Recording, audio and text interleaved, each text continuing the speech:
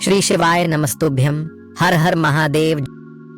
रक्षाबंधन जैसे पवित्र पर्व पर अगर बहन ने भाई को राखी बांधी, लेकिन घर के वातावरण में लगातार क्लेश बना रहे, धन का आगमन रुक जाए या फिर अचानक स्वास्थ्य समस्याएं आने लगें, तो क्या यह मात्र संयोग होता है या इसके पीछे कुछ ऐसे रहस्य होते हैं जिन्हें सदियों से छिपाया गया है?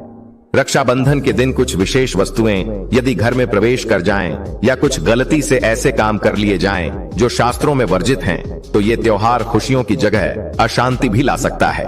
इसलिए आगे हम आपको बताएंगे रक्षाबंधन के दिन भूलकर भी कौन से काम नहीं करने चाहिए, कौन से संकेत लक्ष्मी के आगमन के होते हैं और कौन से दरिद्रता के। यह जानना हर बहन और भाई के लिए अत्यंत आवश्यक है। और दोस्तों, सावधान, रक्षाबंधन पर लग रहा है भद्रा का साया। रक्षाबंधन का त्योहार चैनल को सब्सक्राइब नहीं किया है तो इसे सब्सक्राइब कर लीजिए, साथ ही वीडियो को एक लाइक करना ना भूलिए। पहला संकेत पर लग रहा है भद्रा का साया। रक्षाबंधन का त्योहार हर साल सावन माह की पूर्णिमा तिथि को मनाया जाता है। शास्त्रों में ऐसा वर्णन है कि रक्षाबंधन का त्योहार भद्रा काल में भूलकर भी नहीं मनाना चाहिए। भद्रा काल में रक्षा सूत्र यानी राखी बांधना बेहद ही अशुभ माना जाता है।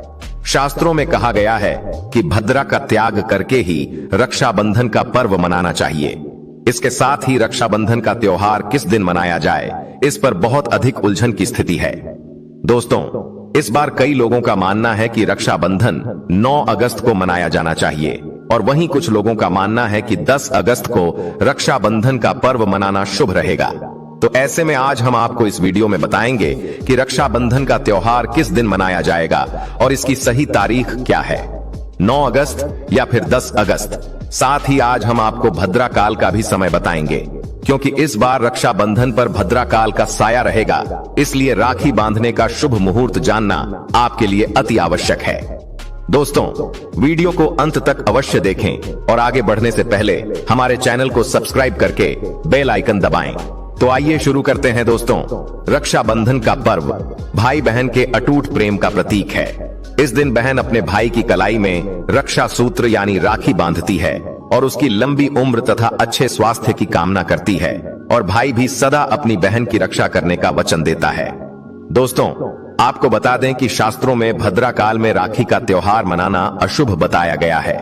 इसलिए भूलकर भी भद्रा काल में अपने भाई को राखी कभी न बांधें। इसके पीछे एक पौराणिक कथा भी है। ऐसा कहा जाता है कि लंकापति रावण ने अपनी बहन से भद्रा काल में ही राखी बंधवाई थी और 1 वर्ष के भीतर ही उसका विनाश हो गया था। इसके अतिरिक्त भद्रा, जो कि शनिदेव की बहन है, उन्हें ब्रह्मा जी ने श्राप दिया था कि जो भी भद्रा के समय कोई शुभ या मांगलिक कार्य करेगा, उसका परिणाम हमेशा ही अशुभ होगा। इसीलिए आप गलती से भी भद्रा के समय रक्षाबंधन का पर्व न मनाएं। दोस्तों, रक्षाबंधन के दिन बहनें अपने भाई की कलाई पर राखी बांधती हैं और उनकी लंबी उम्र की कामना करती हैं। इसलिए इस दिन भाई बहन दोनों को स्नान आदि करके और यदि हो सके तो नए वस्त्र धारण करके पूजा करनी चाहिए। लेकिन याद रखें कि शुभ अवसर पर काले वस्त्र नहीं पहनने चाहिए। वस्त्र पहनने के बाद मिलकर भगवान की पूजा करें। पूजा से पहले आप पूजा की थाली अवश्य सजाएं, जिसमें रोली, चंदन, अक्षत, राखी, मिठाई आदि और एक शुद्ध घी का दीपक अवश्य रखें। दीपक आप चाहे तो आटे का बना सकते हैं या मिट्टी या पीतल का, जिससे आप अपने भाई की आरती करेंगे। दोस्तों, अब आप इस पूजा की थाली को सबसे पहले भगवान को समर्पित करें और भगवान की कलाई पर पहली राखी बांधें या मंदिर में राखी चढ़ाएं। इसके पश्चात अपने भाई को पूर्व या उत्तर दिशा की ओर मुख करके बैठाएं और बहन स्वयं पश्चिम दिशा की ओर मुख करके बैठे रक्षाबंधन पर सबसे पहले घर के मंदिर में पूजा पाठ करें। भगवान गणेश को राखी अवश्य बांधें और फिर अंत में भाई की कलाई के लिए थाली सजाएं। फिर भाई को सबसे पहले तिलक करें, उन्हें रोली, चंदन और अक्षत लगाएं। उनके ऊपर थोड़े से फूल छिड़कें, यदि फूल न हो तो चावल छिड़कें और अंत में भाई की आरती करें। फिर आप अपने भाई की दाहिनी कलाई में राखी बांधें और फिर उन्हें मिठाई खिलाएं और उनके मंगल भविष्य की कामना करें। दोस्तों, राखी बांधने के पश्चात भाई भी अपनी बहन को रक्षा का वचन दे कि बहन तेरी सदा रक्षा करूंगा, तुझे परेशान नहीं करूंगा, तुझे डांटूंगा नहीं, तेरी हर जिद और इच्छा पूरी करूंगा। यदि माता पिता नहीं हैं, तो उनकी कमी को पूरा करूंगा। पिता बनकर तेरी हर आवश्यकता पूरी करूंगा और माँ बनकर तेरा पालन पोषण करूंगा। जितना मेरे सामर्थ्य में होगा उससे बढ़कर करूंगा और बहनों को उपहार अवश्य भेंट करें। अब जानते हैं कि वर्ष 2025 में रक्षाबंधन का पर्व कब मनाया जाएगा। दोस्तों, पूर्णिमा तिथि का आरंभ 8 अगस्त को दोपहर 2 बजे से हो रहा है और समाप्ति 9 अगस्त को दोपहर 1 बजे होगी। ऐसे में उदय तिथि के आधार पर रक्षाबंधन का पर्व 9 अगस्त यानी शनिवार को ही मनाया जाएगा। इसमें कोई भी संदेह नहीं है। रक्षाबंधन के दिन भद्रा काल का प्रारंभ 8 अगस्त को दोपहर 2 बजे से होगा और इसका अंत 9 अगस्त को सुबह 2 बजे पर होगा। इस बार भद्रा का वास पाताल लोक में रहेगा। हालांकि कुछ विद्वानों का मत है कि यदि भद्रा का वास पाताल या स्वर्ग लोक में हो तो वह पृथ्वीवासियों के लिए अशुभ नहीं मानी जाती है, लेकिन कुछ शुभ कार्यों में पाताल की भद्रा को भी अनदेखा नहीं किया जाता। आखिर हम हिंदू हैं और हर शुभ या अशुभ कार्य का पालन करना आवश्यक होता है। सबसे महत्वपूर्ण बात, रक्षाबंधन का शुभ मुहूर्त 9 अगस्त को सुबह 5:30 से दोपहर 1:30 तक रहेगा। उस दिन भाइयों को राखी बांधने के लिए प्रातः 7 बजे तक का समय श्रेष्ठ रहेगा। इस बात का विशेष ध्यान रखें कि भद्रा काल में राखी बांधने से घर परिवार का विनाश होता है। लंकापति रावण को भी इसी समय राखी बांधी गई थी, जिसके कारण उसके कुल का नाश हुआ था। समय के अनुसार ही रक्षाबंधन का पर्व मनाना शुभ और मंगलकारी होता है। थोड़ा कठिन अवश्य होता है, लेकिन यह समय आपके भाई और आपके परिवार के लिए अत्यंत शुभ फल देने वाला होगा। कई परिवारों में परंपरा होती है कि सूर्यास्त के बाद रक्षाबंधन नहीं मनाया जाता, लेकिन यदि शुभ मुहूर्त रात में प्राप्त हो तो भी हमें उसका पालन करना चाहिए, क्योंकि मुहूर्त का पालन करना अनिवार्य है। मुहूर्त पर राखी बांधने से भाई को कई गुना शुभ फल की प्राप्ति होती है। वह कभी संकट में नहीं आता। ऐसी बहन का भाई दिन दुगनी रात चौगुनी तरक्की करता है। वह भाई धन दौलत यश मान सम्मान सभी प्राप्त करता है। राहु दोष, पितृदोष, नजर दोष, मंगल दोष आदि सब समाप्त हो जाते हैं। रक्षाबंधन पर भाई को काली राखी नहीं बांधनी चाहिए, यह शुभ नहीं मानी जाती है। भाई की कलाई पर सदैव लाल रंग की राखी बांधना अत्यंत शुभ और मंगलकारी होता है। और रक्षाबंधन के पावन अवसर पर बहन को चाकू छुरी आदि उपहार में कभी नहीं देना चाहिए। इससे जीवन में नकारात्मकता आती है। सफेद वस्त्र या चप्पल आदि भी उपहार में नहीं देना चाहिए। उपहार में बहन को दक्षिणा और सुंदर वस्त्र अवश्य दें। एक प्यारी बहन जो अपने भाई को भाई का दर्जा देती है, तो भाई को भी बहन के लिए यह सब करना चाहिए। यह बड़ा ही सुकून और आनंद देता है। धर्मशास्त्रों, वेदों और पुराणों के अनुसार ऐसा माना गया है कि रक्षाबंधन पर बहन को स्वयं भाई के घर जाकर राखी बांधनी चाहिए। जो बहन स्वयं नहीं जाती और भाई आता है तो उस बहन को दोष लगता है। इसलिए हर बहन को रक्षाबंधन पर भाई के घर अवश्य जाना चाहिए, चाहे भाई कहीं भी रहता हो। यदि भाई किसी कारणवश पास नहीं है, विदेश में है या यात्रा पर है, तो बहन को रक्षाबंधन की थाली में राखी, मिठाई, अक्षत, रोली, चंदन आदि सजाकर भगवान गणेश को अपना भाई मानकर उनकी कलाई पर राखी बांधनी चाहिए। वह राखी दिव्य रूप से अपने भाई तक अवश्य पहुंचेगी।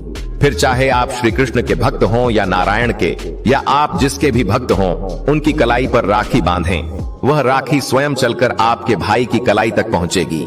और ऐसी राखी जो मन से बांधी गई हो, सच्ची श्रद्धा से बांधी गई हो, वह स्वयं ईश्वर तुल्य हो जाती है। रक्षाबंधन पर खाने में क्या क्या बनाना चाहिए, आइए जानते हैं।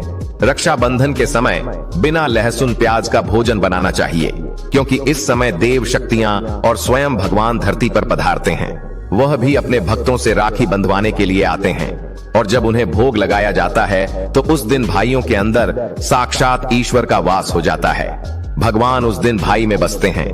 इसीलिए लहसुन, प्याज, मांस, मदिरा, सिगरेट, गुटखा आदि इस दिन न तो खाना चाहिए न बनाना चाहिए, नहीं तो रक्षाबंधन खंडित हो जाएगा और बहन का व्रत टूट जाएगा। खाने में आप खीर, पूरी, हलवा, मीठी सेवई, खीरे का रायता, रसदार आलू की सब्जी, गोभी की सब्जी, केले की सब्जी, मटर पुलाव या पनीर पुलाव बना सकते हैं। खीर में आप गुलाबी या हल्दी रंग डाल सकते हैं।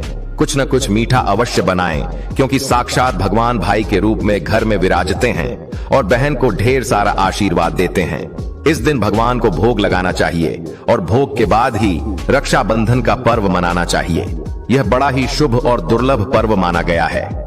घर में इस दिन पक्का खाना ही बनाना चाहिए। कच्चा या तले बिना भोजन अशुभ माना जाता है। कढ़ाई चढ़ाकर पकाया गया भोजन शास्त्रों में पक्का माना गया है। त्योहारों पर यही नियम लागू होता है। भोग और राखी बांधने के बाद मुहूर्त के अनुसार ही भाई की कलाई पर राखी बांधें। इसके बाद बहन अपना व्रत खोलती है और भाई को अपने हाथों से एक निवाला अवश्य खिलाती है। भाई को भी बहन का व्रत संपूर्ण कराना चाहिए। इससे प्यार बढ़ता है और ईश्वर प्रसन्न होकर बहन को आशीर्वाद देते हैं और स्वर्ग लौट जाते हैं। कहते हैं जो बहन इस दिन व्रत नहीं रखती और केवल राखी बांधती है उसका व्रत अधूरा रहता है और भाई की उम्र कम हो जाती है। इसलिए रक्षाबंधन पर व्रत अवश्य रखना चाहिए जिससे भाई की उम्र लंबी हो और ईश्वर प्रसन्न रहे। नहीं तो रक्षाबंधन का कोई लाभ नहीं होता। यदि रक्षाबंधन शुक्रवार को पड़ता है तो जो लोग संतोषी माता का व्रत रखते हैं उन्हें खट्टे पदार्थ नहीं खाने चाहिए। खट्टा आम, नींबू, इमली की चटनी, पानी पूरी या खट्टी दाल नहीं बनाना चाहिए। संतोषी माता को खट्टा अत्यंत अप्रिय है, वह इसे सहन नहीं करती और शुक्रवार को रक्षाबंधन हो तो वह विशेष रूप से सक्रिय रहती हैं। ऐसे में खट्टा खाने से माता संतोषी रुष्ट हो जाती हैं। हमें धर्म शास्त्रों का पालन अवश्य करना चाहिए क्योंकि हम हिंदू हैं और शास्त्रों के अनुसार चलना ही हमारी संस्कृति है। रक्षाबंधन पर एक विशेष उपाय है जिसे यदि कोई बहन करती है तो उसे दुनिया की कोई भी शक्ति धनी बनने से रोक नहीं सकती। यह उपाय स्वयं हमारे घर में पीढ़ियों से किया जा रहा है। यह उपाय करने से भाई को उच्च पद की प्राप्ति होती है, सरकारी नौकरी मिलती है, मंदा व्यापार तेजी से चलने लगता है और भाई की रक्षा हर आपदा से होती है। तंत्र शास्त्र के अध्याय संख्या 83 में इस उपाय का उल्लेख है। राखी बांधने के बाद बहन को अपने हाथ में कुछ रुपए लेकर मुट्ठी बंद कर लेनी चाहिए और उन पैसों से भाई के ऊपर 7 बार उतारा करना चाहिए। इसके बाद उन्हीं पैसों से जाकर एक राखी खरीदनी चाहिए और उस राखी को पीपल वृक्ष या किसी भी धार्मिक वृक्ष पर बांध देना चाहिए। वृक्ष को तिलक करें, मीठा भोग चढ़ाएं और राखी बांध दें। ऐसा करने से भाई की रक्षा होती है और उसे हर प्रकार की नजर दोष, राहु दोष, शनि दोष, काल सर्प दोष या गरीबी का दोष नहीं लगता। भाई की हर बाधा समाप्त होती है और जीवन में अपार धन समृद्धि आती है। सब्सक्राइब कर लें और कमेंट बॉक्स में जय लक्ष्मी माता जरूर लिखें।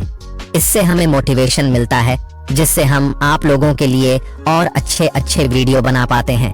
और साथ ही आप अपनी राशि को कमेंट बॉक्स में जरूर लिख दें क्योंकि हम राशि से जुड़ा भाग्य भी बताते हैं और भाग्य में चल रही परेशानियों को तत्काल दूर करने के लिए आसान से आसान उपाय भी बताते हैं।